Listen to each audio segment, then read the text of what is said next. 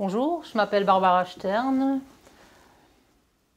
Je travaille à Arte et j'ai écrit il y a quelques années un livre trilingue, donc en alsacien, en français et en allemand, qui a eu le prix de la Société des écrivains d'Alsace et de Lorraine. Je travaille la vidéo également et je travaille actuellement sur un documentaire sur d'anciens malgré nous.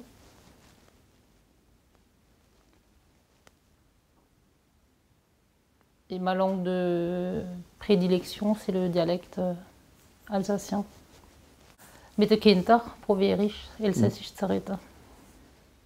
Ich habe 3 kleine von 8 Monaten und 2 Buben von 6 und 9. Und seit das in der Schule gehen, reden sie weniger Elsässisch wie alle Kinder. So mit dem Mann rede ich Französisch, dann ist es kompliziert, weil die Kinder hören, dass man miteinander Französisch reden. Aber mit den Kindern probiere ich alles Elsässisch zu reden.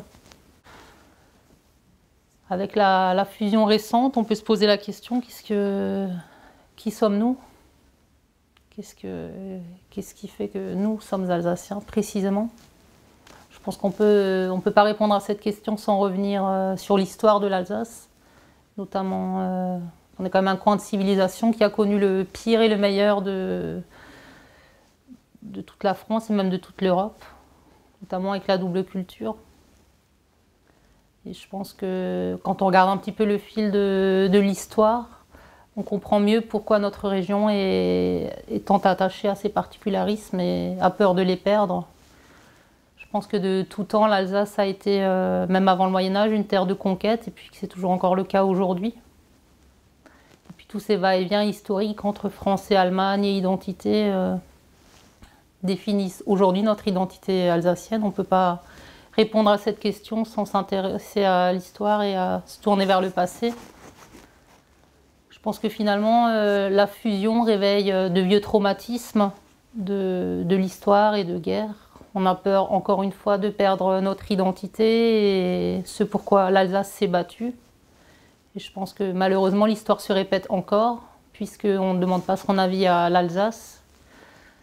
C'est toujours des mariages forcés pour notre région, finalement, et je pense qu'on a peur de perdre nos particularismes et notre identité quelque part. Et la question est d'actualité, puisque quelque part on cherche à nous aplatir, à nous faire entrer dans des cases, à nous faire ressembler aux autres, alors que fondamentalement, je pense qu'on est à la fois comme les autres et fondamentalement différents. Alors, pour revenir à la fusion, ça a peut-être un côté rassurant pour certains, justement, par rapport au complexe de l'Alsacien ou de l'Alsace de par son histoire, tout ce qu'elle a traversé. C'est vrai que moi-même, à un moment, j'ai peut-être eu honte de parler alsacien parce que ça faisait plus riche et c'était ringard, ce qui n'est plus le cas aujourd'hui, heureusement. Donc ça a peut-être un côté rassurant finalement de se dire on est comme les autres, on appartient à la France, on est relié aux autres, on appartient à un grand ensemble et on se fond dans la masse et puis ensemble on est plus fort. Et il suffit de voir, moi il y a une chose qui me désole toujours, c'est la représentation des Alsaciens dans les médias, notamment dans toute la France, je veux dire. C'est scandaleux les Alsaciens toujours qui sont choisis, c'est des caricatures d'eux-mêmes finalement. C'est des gens qui ont l'air arriérés, voire demeurés, qu'on a même du mal à comprendre. C'est toujours des gens qui ont des accents alsaciens à couper au couteau. Limite, il faut les sous-titrer pour qu'on puisse les comprendre. Et bon, alors je sais que les Alsaciens eux-mêmes aiment se moquer d'eux et jouent avec cette caricature. Mais moi personnellement, ça me met en colère quand je vois ça. Je me dis, il y a quand même un autre visage de l'Alsace et on est quand même autre chose que ces caricatures grotesques et puis cet accent quoi. Je pense que les Alsaciens sont mal connus. Finalement, qu'on nous connaît mal. Je pense surtout que la France connaît mal les Alsaciens parce qu'elle n'a pas vraiment envie de les connaître et puis qu'on est trop différents peut-être pour le reste des Français. Alors moi personnellement je trouve qu'on est On est 100% français, 100% européen, 100% comme les autres. Mais on a ce truc en plus, on est des Alsaciens. C'est-à-dire que, qu'est-ce que ça veut dire être alsacien? Ben, ça veut peut-être dire être universel, c'est-à-dire que l'Alsacien, il se sent chez lui partout dans le monde. C'est pour ça que les Alsaciens sont des grands voyageurs. Je pense que ça lui est propre. Et je pense que l'Alsacien est profondément libre. Il aime l'ordre, le travail, il est brave, rigoureux. Je pense qu'il est profondément libre. Et puis justement, toutes ces luttes, ces changements de domination qu'a connu notre région, je pense qu'il a su en tirer profit justement pour garder son indépendance. Et que maintenant encore, il est en train d'y œuvrer. Et pour moi, le pilier de cette liberté, justement, c'est la langue. Enfin, je sais que c'est pas une langue, c'est un dialecte, mais je dis la langue alsacienne.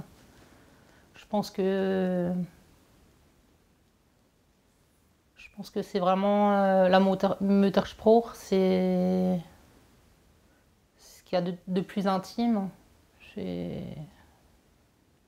les êtres vivants. C'est le reflet de tout un peuple, d'une civilisation. Je pense que l'alsacien, précisément, même si on l'associe souvent à l'allemand, j'ai l'impression que l'alsacien est beaucoup plus sauvage, beaucoup plus effronté, beaucoup plus intelligent et plus libre que l'allemand. Et je pense qu'en alsacien, on peut dire énormément de choses. C'est une langue forte et puissante, et visionnaire et moderne. Et contrairement à ce qu'on peut croire, on peut tout dire en alsacien. Enfin, notamment quand j'ai écrit mon livre dans les 3 langues,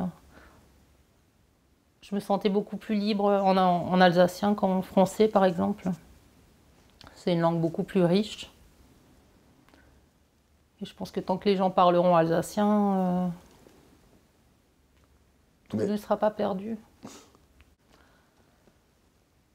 Alors maintenant, il y a l'Ortal, donc c'est une norme pour écrire l'alsacien, donc pour les différents sons. C'est assez récent, mais je pense que c'est une chose relativement récente. Avant, l'alsacien, c'était avant tout une langue très orale, qu'on écrivait peu. C'était une langue d'image et d'expression. C'était pas une langue très normée, on va dire. Je pense que l'alsacien est perçu comme quelqu'un de fermé, peut-être de froid. Justement, ce côté jovial, drôle, blagueur, un peu folklorique, à mon avis, je pense que c'est pour cacher des blessures plus profondes. C'est une espèce de façade. Et je pense que l'Alsacien le fait peut-être par fierté, justement, parce qu'il n'a pas envie de montrer combien il a souffert. C'est une espèce de parade, et puis par pudeur aussi. Je pense que quand on se pose les vraies questions, on comprend que c'est qu'une façade. Enfin, le fait qu'il rit de lui-même et qu'il est toujours en train de blaguer, d'avoir l'impression de prendre les choses à la légère.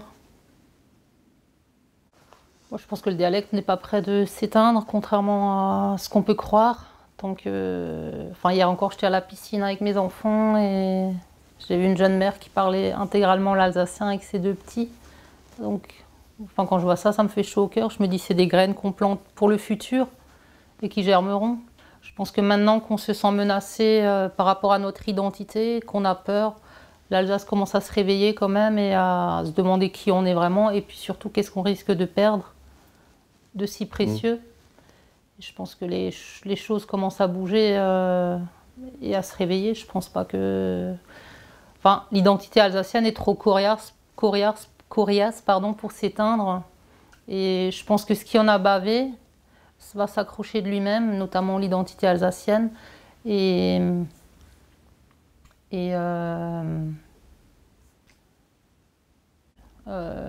L'Alsace ose enfin s'exprimer. On commence à l'entendre, à l'écouter. Et à mon avis, c'est que le début. C'est sûr que les Corses, c'est une longueur d'avance par rapport à nous. Je pense qu'ils se sont réveillés avant pour la sauvegarde des dialectes. ou le breton par exemple. Je pense qu'on a pris du retard par rapport à la langue. C'est sûr que quand on vient de l'extérieur, on ne vit pas l'Alsace de la même façon que les gens qui ont baigné dedans des petits, quoi. C'est vrai que, enfin, pour rebondir, moi je me souviens, il y a quelques années, j'ai travaillé à France 3 Poitiers. Et il y a un journaliste, en apprenant que je venais de Strasbourg, qui m'a quand même dit « Ah, tu es une casque à pointe ».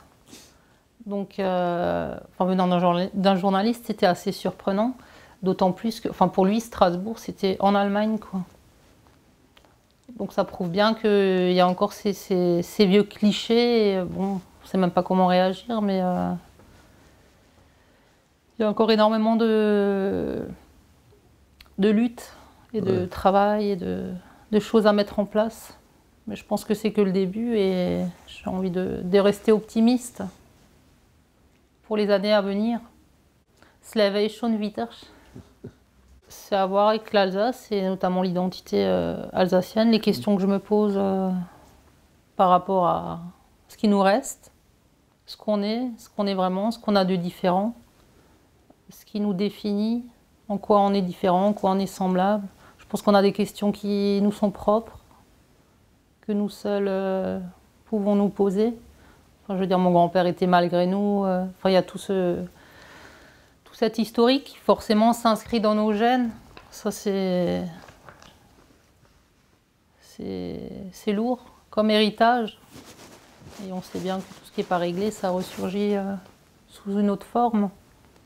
Et toutes ces questions d'identité qu'on peut se poser aujourd'hui, finalement, c'est l'histoire qui se répète encore. Moi, je pense que l'Alsace va plus que jamais affirmer et assumer son identité, c'est-à-dire ce qu'elle est vraiment, sans avoir besoin des autres, ce qu'elle a toujours été, c'est-à-dire indépendante. Ces années, j'ai réalisé des interviews de derniers malgré nous, donc de soldats de la Seconde Guerre mondiale. Et tous me parlaient des soldats alsaciens qui étaient très appréciés pendant la guerre, et très recherchés aussi pour leur courage. C'était des soldats très, très courageux et très recherchés, beaucoup plus que les autres apparemment. Et je peux citer aussi les bonnes sœurs, les nourrices alsaciennes qui étaient très recherchées pour leur côté actif, leur côté honnête, travailleur et brave dans les familles parisiennes. Donc évidemment, 100 ans après, c'est plus forcément les mêmes valeurs, mais je pense que si on se rattache à l'histoire et au passé, je pense que l'Alsacien est quelqu'un de brave, de fidèle, de reconnaissant, de spirituel et de profondément libre. J'habite à la campagne et j'ai grandi à la campagne, donc dans le pays de Hanau, à Ringendorf. J'ai vécu aussi 10-15 ans à Strasbourg, donc je connais vraiment le côté monde rural et ville. Alors, effectivement, à la campagne, je pense que l'identité, elle semble plus forte. Déjà parce qu'il y a plus de gens qui parlent alsacien encore. C'est beaucoup plus. Vous allez au supermarché, les gens parlent alsacien. Au restaurant, c'est pareil. Dans les commerces, on parle essentiellement alsacien. Et je pense que c'est beaucoup plus vivace encore, cette appartenance.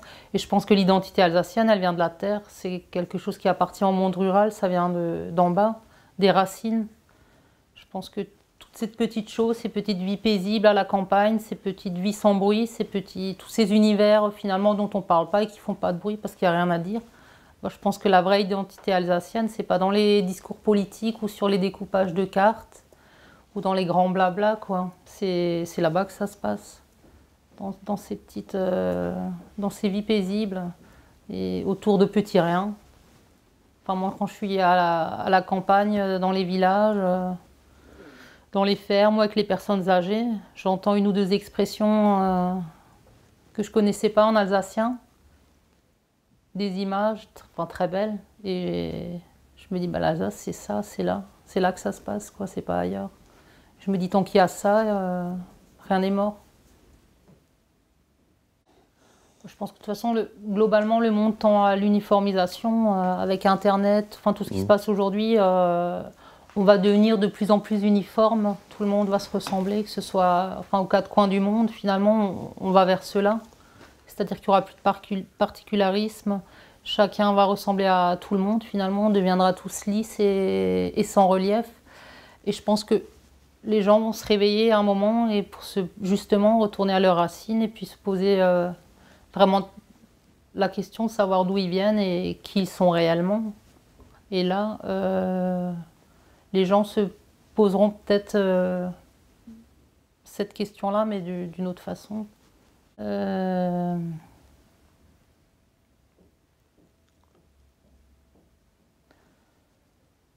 Enfin, pour revenir à l'alsacien et aux pratiques du dialecte, enfin, il y a eu toutes ces interdictions. Il y a eu aussi les interdictions de parler l'alsacien à l'école où les jeunes étaient punis. Donc on voit aussi enfin, toute la difficulté du dialecte, enfin toute la problémaque de ce dialecte qu'on a dû cacher. Enfin, c'est la langue finalement ennemie. On n'a plus voulu parler alsacien, puis on n'a plus le droit. Enfin, c'est toute la problématique. Enfin, l'alsacien, c'est pas neutre comme dialecte. C'est rattaché à toute notre histoire. Je pense qu'on ne peut pas se définir en tant qu'Alsacien aujourd'hui sans tenir compte de tout l'historique qu'a traversé cette région. Je veux dire, c'est unique. C'est des blessures, c'est des cicatrices, c'était très violent. Enfin, je pense qu'aujourd'hui encore, on n'en est pas complètement remis de tout ce que l'Alsace a dû traverser. Je sais que ma grand-mère, par exemple, elle voulait pas parler de la guerre. Elle disait non, non, enfin, c'était encore tabou. On sentait qu'il y avait encore des braises. C'était pas complètement éteint. Bien sûr, je pense que la culture, c'est ce qu'il y a de primordial pour véhiculer une identité. Heureusement qu'on a les lettres, les mots, les écrits, tout le travail artistique. Moi, j'adore Weckmann. Je trouve qu'il est profondément libre dans sa façon d'écrire. Ses écrits ressemblent à personne d'autre. Et c'est à la fois universel et puis tellement alsacien. Enfin, il touche à l'infiniment petit et en même temps à l'infiniment grand. En peu de mots, il dit l'essentiel et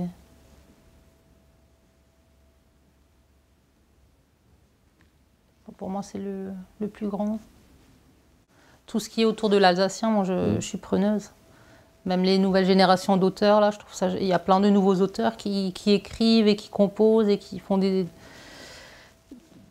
projets nouveaux et neufs et modernes autour de l'alsacien. Je trouve ça fabuleux qu'il y ait des jeunes aussi qui prennent la relève finalement. Que ce soit en vidéo, enfin, il y a plein de choses modernes qui sont associées maintenant au dialecte, notamment avec l'Olca aussi, des projets, des concours photos, des choses plus modernes. Et je trouve ça bien qu'il y a ce nouveau souffle qui dépoussière un petit peu le côté vieux dialecte rustre. Il y a Roland Euler, il y a Roudio. C'est toujours poésie, chanson en alsacien. Voilà, on a participé à une soirée à la Saline avec plein d'artistes alsaciens, justement. J'ai chanté une chanson, enfin une reprise en alsacien de Marlène Dietrich, Sommer wird bleu Massin. Voilà, qui a été traduite dans toutes les langues et il manquait l'alsacien. Donc, et du coup, il y avait plein de poètes de la nouvelle génération. Et il y avait vraiment une bonne énergie collective. On sent vraiment que c'est en train de bouger à ce niveau-là. Et c'est pour ça que je suis très optimiste. Je pense qu'il y a de la relève et que c'est pas prêt de s'arrêter. Besser wie früher.